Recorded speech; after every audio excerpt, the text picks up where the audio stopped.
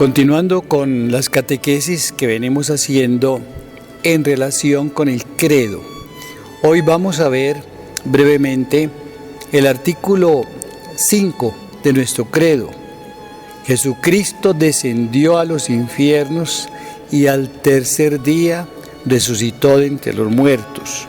Lo encontramos precisamente en el Catecismo Católico a partir del número 631. Este artículo 5, así resumido, nos enseña varias cosas. Primero, Jesucristo descendió a los infiernos. Esta palabra del latín inferis, originalmente tenía siempre ese sentido, el lugar inferior de la tierra, donde esperaban los justos la venida del Salvador. No es entonces, como se puede tener en el lenguaje de hoy, el lugar de condenación eterna, no. Allí en ese momento, inferis es el lugar inferior.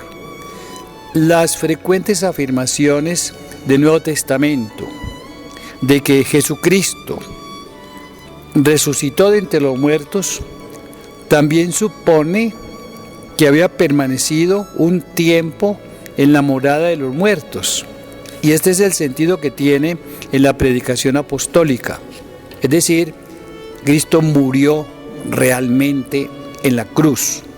Quiere decir, su alma se separó del cuerpo. Y este cuerpo sin el alma es el que va al sepulcro. Y él, durante ese tiempo, entonces va a donde están los justos esperando las promesas del Salvador. Es el gran sentido de inferis, infierno o lugares inferiores de la tierra. Descendió entonces a estar con los muertos. Por eso va a aparecer después en la revelación y en las palabras de San Pablo, resucitó de entre los muertos. Es decir, Él estuvo entre los muertos. Conoció la muerte como cualquier ser humano, como todo hombre, y se reunió con aquellos que estaban en las moradas inferiores, aquellos muertos que esperaban el cumplimiento de las promesas. Es muy bello este sentido, porque Jesucristo fue allá como Salvador a proclamarle la buena nueva a los que esperaban el Redentor. San Pedro dice claramente que hasta en el lugar de los muertos fue anunciada la buena nueva. Miren qué importante esta parte del artículo 5 de la fe.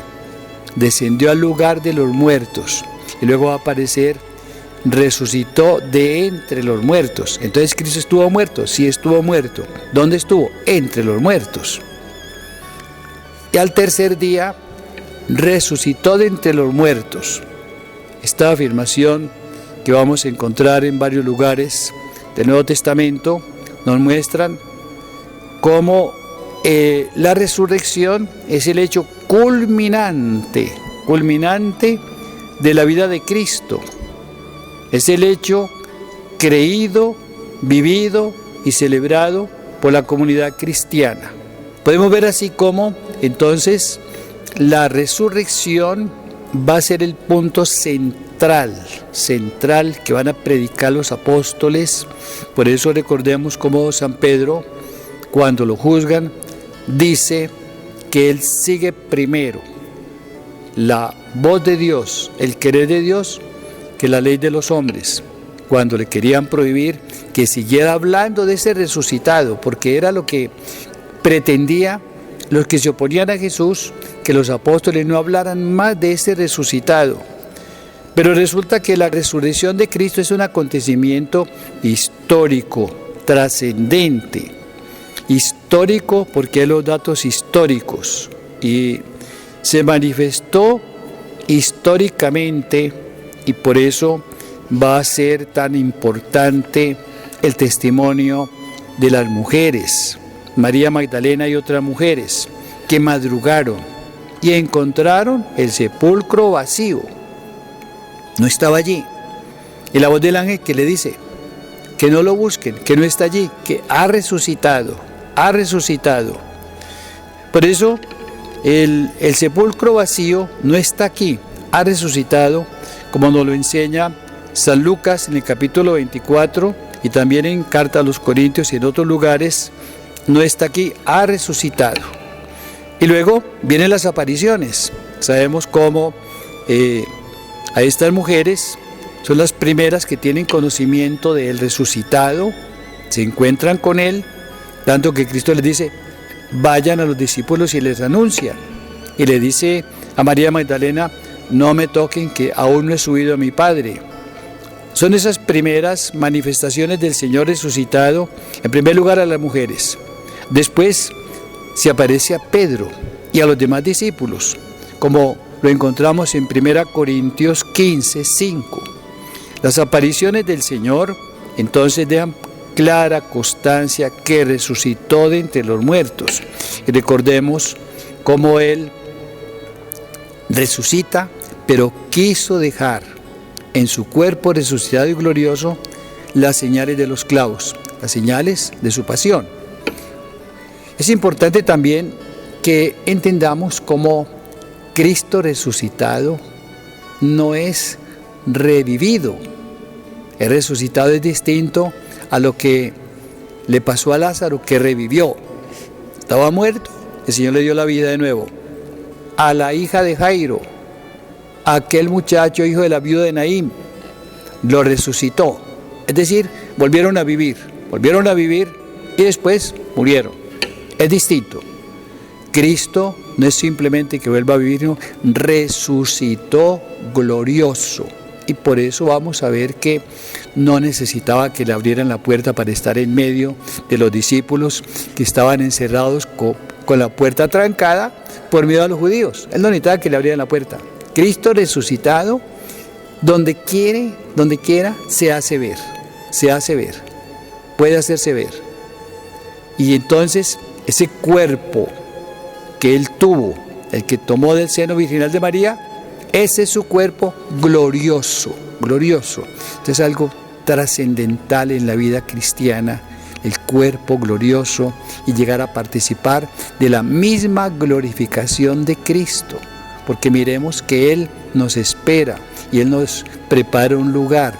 Y Él ha pedido al Padre, Padre, donde esté yo en tu gloria, quiero que estén también conmigo los que me has dado. Esto es trascendental en la vida de la iglesia. Por eso, el acontecimiento de la resurrección es trascendente. No es un hecho cualquiera que terminó allá con los que lo vieron. No, trasciende la historia.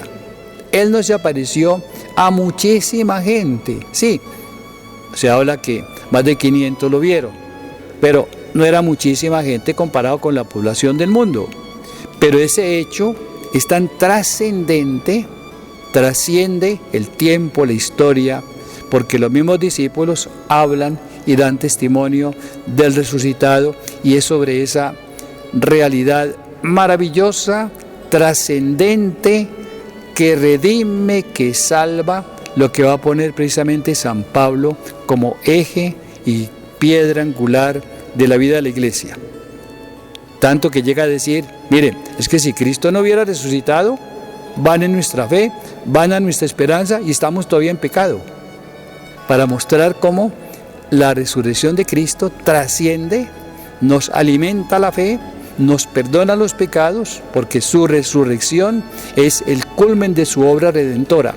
Esto es importantísimo para que lo podamos ver como la acción salvífica de Cristo nos alcanza a todos nosotros, y también alcanzó la acción salvífica para los que habían vivido antes de Cristo en la esperanza de la venida de un Salvador. Entonces tiene una fuerza trascendente y salvífica. En él se cumplen las promesas de Dios que enviaría un Salvador. Por eso la divinidad de Jesús es Hijo de Dios, es el Verbo de Dios encarnado.